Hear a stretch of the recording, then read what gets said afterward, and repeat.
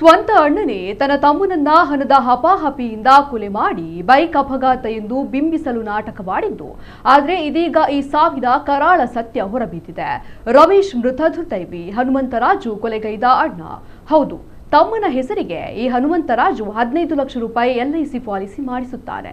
ಅದರ ನಾಮಿನಿಯನ್ನ ತನ್ನ ಹೆಸರಿಗೆ ಮಾಡಿಸಿಕೊಂಡು ಪ್ರತಿ ವರ್ಷಕ್ಕೆ ತಮ್ಮನ ಪಾಲಿಸಿಗೆ 85,000 ರೂಪಾಯಿ ವಿಮಾ ಕಂತನ್ನ ಪಾವತಿಸುತ್ತಿದ್ದ.